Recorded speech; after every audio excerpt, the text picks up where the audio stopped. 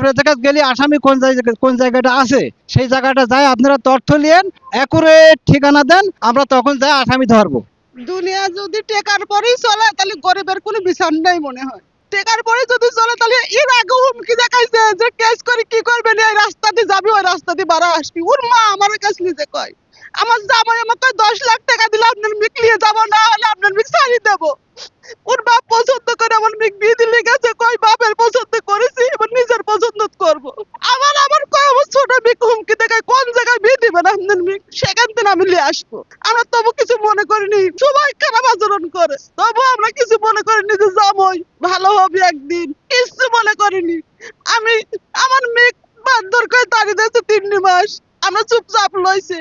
হঠাৎ আমার বাড়িতে অনুষ্ঠান দাওয়াত দিছি, তারা আইসে দাওয়াত খাইছে, পরে রাত্রে উঠি একলাই চলে গেছে। চলে যাওয়ার পরে ফোনে দুনিয়ার বিশ্বের কোন ভাষা কয়, সেখানে আসলের কাছে অভিযোগ দিয়ে কেস করি এন্ট্রি করেও আসে, তারপরেও কয় কি আপনারা কবিরাজের কাছে যান, ওই অমুক জায়গা আপনার লোকেশন দেন আমরা ধরে আসতেছি। পুলিশ এই কথা কয়, তাহলে পুলিশ যদি লোকেশনই দেবে তা মানুষ যদি দেবে তো পুলিশ কি করে? পুলিশ কোন কি কাজটা করে? ফোন খোলা, প্রত্যেকটা মানুষের ফোন খোলা, আপনারা যাচাই করে দেখেন প্রত্যেকটা আসামির ফোন খোলা। পুলিশ একজনক ধরতে যায়, পরের বাড়িতে যদি কয় এটিও আসামি, তাও যায় না সেই পুলিশ সেই জানার। এসআই রাসেল আমাকে যে কয়দিন নিয়ে আসামের বাড়িতে গেছে সেই কয়দিনই আসামের বাড়ি থেকে বাইর হয়ে বলে কি ওই ধারাই দেওয়া একটা কবিরাজ আছে, এই কবিরাজের বাসায় যান। খালি একদিনকে বলি নাই, সে আমাকে 2 দিনই সঙ্গে করে নিয়ে গেছে।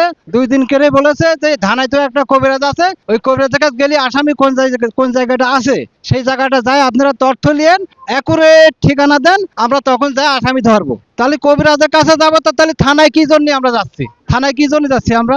আসামি ধরতে কোনোদিন ওই কবিরাজদের ধরবো তো প্রশাসনের কোনো প্রয়োজন হয় না। এখন আমরা চাচ্ছি যে এখন আপনাদের কাছে এটা সুস্থ বিচার যেটা হয়, আপনারা মিডিয়া আইছেন, এটা যেটা সুস্থ বিচার হয় সেই বিচারের পক্ষে আপনার জানার থানায় কোনো বিচার পাচ্ছে না, গরিবের কোনো বিচার নাই এই থানায়। বিগত 8 দিন আগে আমার ভাগিনা ঋতুকে সজীব নামে একজন অপহরণ করে উঠাই নিয়ে চলে যায়। এই সূত্রে আমরা থানায় গিয়ে অভিযোগ জানাই, পরবর্তীতে মামলা দায়ের করি। মামলার দায়ভার রাসেল আহমেদের কাছে হস্তান্তর করে ওসি।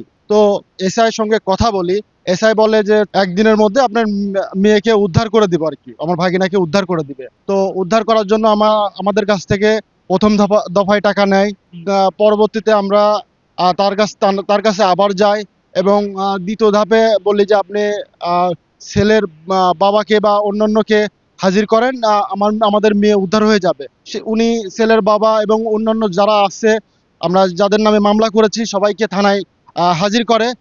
হাজির করা অবস্থায় উনি আমাদেরকে 1 ঘন্টার প্রতিশ্রুতি দেয় যে 1 ঘন্টার মধ্যে মেয়েকে হাজির করবে। 1 ঘন্টা যায়, 2 ঘন্টা যায়, রাত 3টা বেজে যায়, কিন্তু উনি আমাকে আমার মেয়ে আমার ভাগিনাকে হাজির করতে পারে নাই।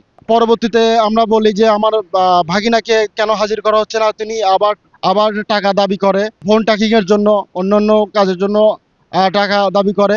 তো সেই টাকাও দেওয়া হয়, কিন্তু আমার মেয়েকে এসআই রাসেল এখন পর্যন্ত উদ্ধার করে নেই। এসআই রাসেল এখন পর্যন্ত মেয়েকে উদ্ধার করার জন্য টাকা চাচ্ছে।